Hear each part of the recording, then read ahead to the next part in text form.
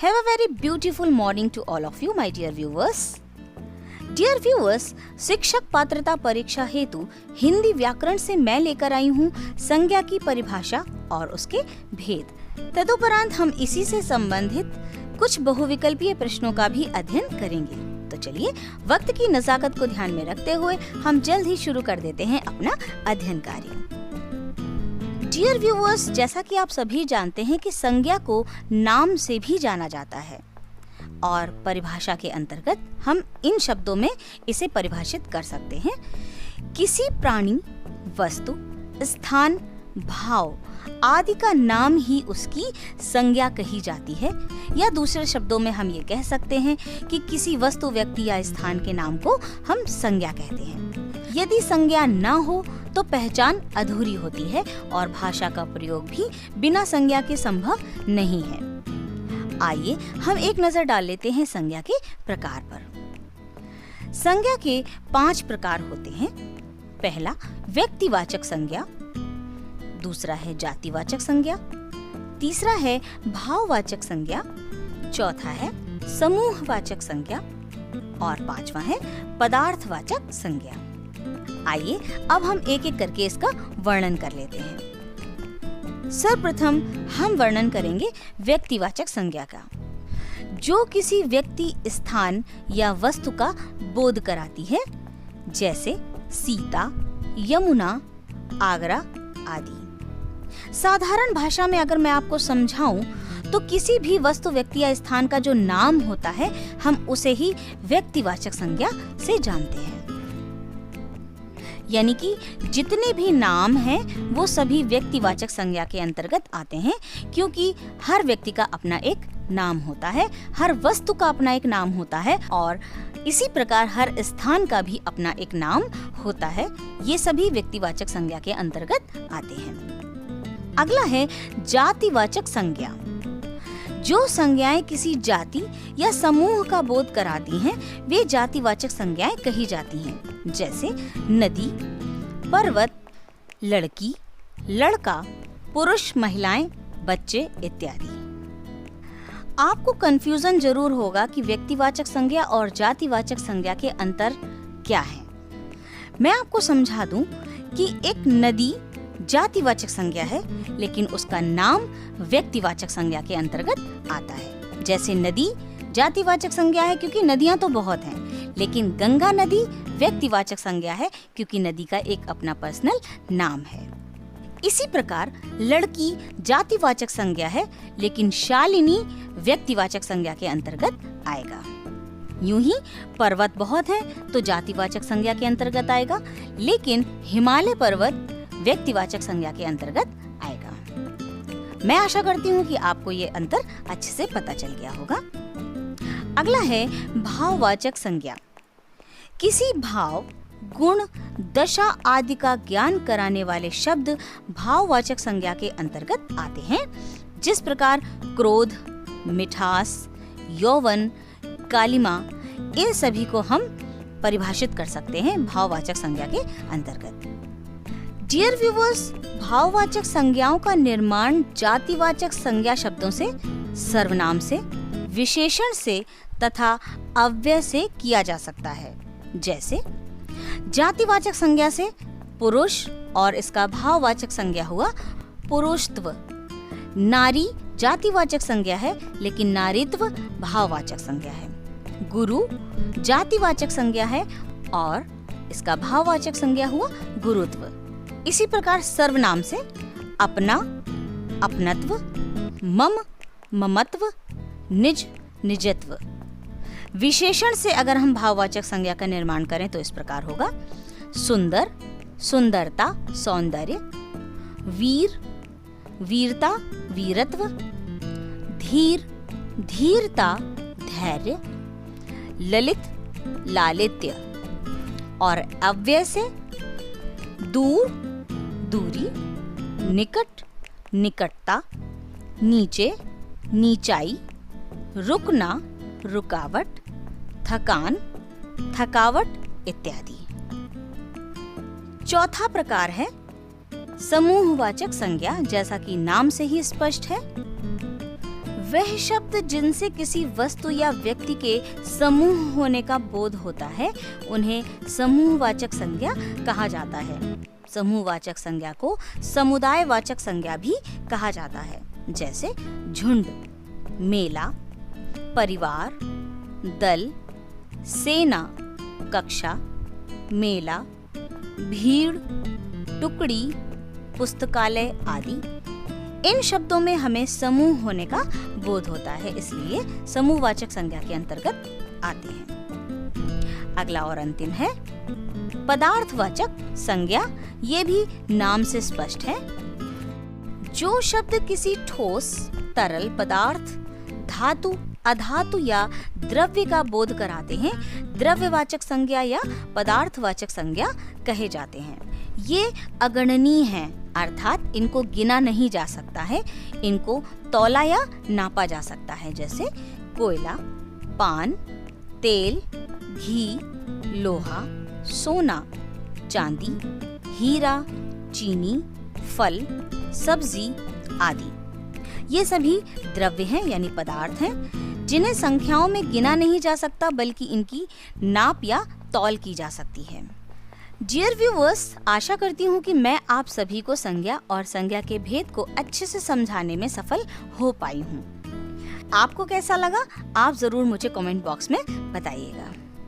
चलिए अब हम इसी से संबंधित कुछ बहुविकल्पीय प्रश्नों का भी अध्ययन कर लेते हैं। लेकिन आज के वीडियो में मैंने थोड़ा सा परिवर्तन किया है। मैं आपको प्रश्न के साथ उत्तर नहीं बताऊंगी, मैं वीडियो के अंत में इसका उत्तर दूंगी। इससे आपको एक लाभ होगा कि आपको उत्तर ढूंढने में कुछ समय मिलेगा।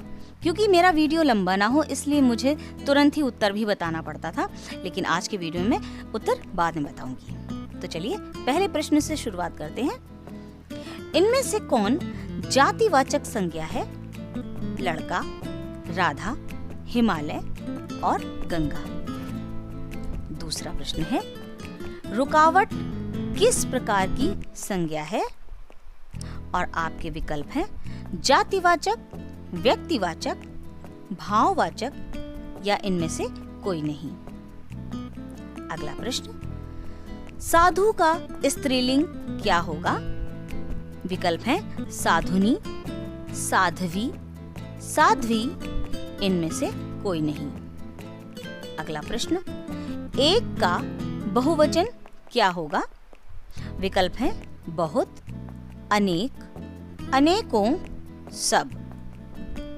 अगला प्रश्न, पत्ता पेड़ से गिरा में पेड़ शब्द में कौन सा कारक है?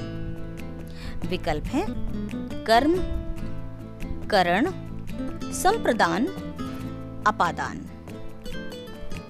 अगला प्रश्न, मैं पेन से लिखता हूँ, इस वाक्य में पेन में कौन सा कारक है? करण, अपादान, अधिकरण, संप्रदान। सातवां प्रश्न, तुम व्याकरणिक दृष्टि से क्या है? विकल्प हैं संज्ञा, सर्वनाम, विशेषण या अव्यय। अगला प्रश्न है, कौन आया था में कौन शब्द क्या है? विकल्प विशेषण, सर्वनाम, संज्ञा या क्रिया। अगला प्रश्न, उदार से भाववाचक संज्ञा बनाइए। और विकल्प हैं उदारता, उधार, उदर, औदार्यता। अगला प्रश्न, इनमें से किस शब्द का प्रयोग सदैव बहुवचन में होता है? और इसके विकल्प हैं कायर, दर्शन, वीर, शाखा। अगला प्रश्न है, सभापति की स्त्रीलिंग रूप क्या होगा? और इसका विकल्प है सभापत्नी, सभानेत्री, समाध्यक्षी, आदरणीया। 12वां प्रश्न, विद्वान का स्त्रीलिंग क्या होगा? इसके विकल्प हैं विदुषी, विद्वता, विद्वानी या विद्वत। अगला प्रश्न है, नेता का स्त्रीलिंग बताइए। और इसके विकल्प हैं नेतनी, नेति, नेत्री, नेत्री या नेतिन। अगला प्रश्न, महाशय को स्त्रीलिंग में बदलने पर क्या शब्द बनेगा? इसके विकल्प लिखिए। महाशयी, महाशया, महाशिनी, महाशिया। अगला प्रश्न, सूर्य का स्त्रीलिंग बताइए। विकल्प सूर्या, सूरी, सूर्याणी, सूरिणी। 16वां प्रश्न, शराब शब्द से जातिवाचक संज्ञा बनाइए। विकल्प हैं शराबी, शराबत, शरबत, शराबिनी। अगला प्रश्न, परिचारक का स्त्रीलिंग क्या होगा? और विकल्प हैं परिचार, परिचारिका, परिचय, परचारक। अगला प्रश्न है, यह मेरा छोटा भाई है। इसमें यह शब्द व्याकरण की दृष्टि से क्या है? और इसके विकल्प हैं संज्ञा, विशेषण, सर्वनाम या अव्यय। अगला प्रश्न है, इनमें से कौन सा शब्द विशेषण नहीं है? और विकल्प हैं पौष्टिक, दयालु, प्रकृति, काला। 20वां प्रश्न है, काला विशेषण से संज्ञा शब्द क्या बनेगा? विकल्प हैं कालू, कालिमा, काल, काले। अगला प्रश्न है, शिव शब्द से बना विशेषण बताइए।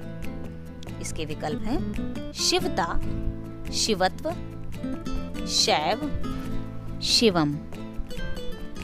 22वां प्रश्न, इनमें से कौन सा कथन असत्य है? पहला है, भाव का बोध कराने वाली संज्ञा भाववाचक संज्ञा होती है। दूसरा है, आंसू का प्रयोग सदैव बहुवचन में होता है। तीसरा है, एक का बहुवचन अनेक है। और अंतिम है, अपाय यानी अलगाव में करण कारक होता है। अगला प्रश्न है, लोहा शब्द का विशेषण क्या होगा? और इसके विकल्प हैं लोहित, लोहार, लोहू या लोहारी। अगला प्रश्न, घोड़ा बहुत तेज दौड़ता है। इस वाक्य में बहुत शब्द क्या है? और इसके विकल्प हैं विशेषण, प्रविशेषण, क्रिया विशेषण या सर्वनाम। आप इनके उत्तर सोचिए। अगला प्रश्न है, इनमें से कौन सा कथन सत्य नहीं है? पहला है, लात से बनी नाम धातु है लतियाना। दूसरा है, उठना से बनी प्रेरणार्थक धातु है उठाना। अगला है, हंसना सकर्मक क्रिया है। और चौथा है, भोजन करके पूर्वकालिक क्रिया है। अगला प्रश्न है, इधर किस प्रकार का क्रिया विशेषण है? इसके विकल्प हैं रीतिवाचक, परिमाणवाचक, दिशावाचक या तुलनावाचक। अगला प्रश्न है, वाह कितना मधुर गीत है। इस वाक्य में वाह क्या है? और इसके विकल्प है हर्षबोधक अव्यय, क्रिया विशेषण, संज्ञा या सर्वनाम। 28वां प्रश्न, इनमें भाववाचक संज्ञा कौन सी है? विकल्प हैं लड़की, गंगा, सुंदरता या गाय। बहुत ही सिंपल सा उत्तर है और मैं ये आपको अभी पढ़ा भी चुकी हूँ। अगला प्रश्न है, वह धीरे धीरे चलता है। इस वाक्य में धीरे धीरे क्या है? इसके विकल्प हैं विशेषण, सर्वनाम, क्रिया विशेषण या संज्ञा। डियर व्यूवर्स, आज का आखिरी प्रश्न, वे हंस रहे थे। इस वाक्य में रहे थे क्या है?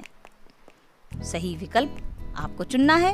विकल्प हैं पूर्वकालिक क्रिया, सहायक क्रिया, नाम धातु या नाम बोधक क्रिया।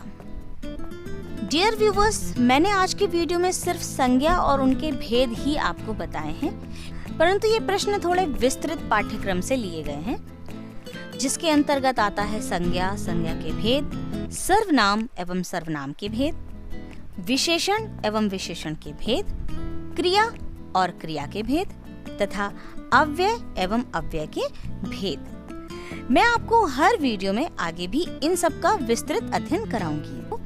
अगर आपने मेरे चैनल को अब तक सब्सक्राइब नहीं किया है तो जरूर करें, और हाँ, अगर आपको मेरे वीडियोस अच्छे लगते हैं तो प्लीज मुझे कमेंट बॉक्स में जरूर बताएं।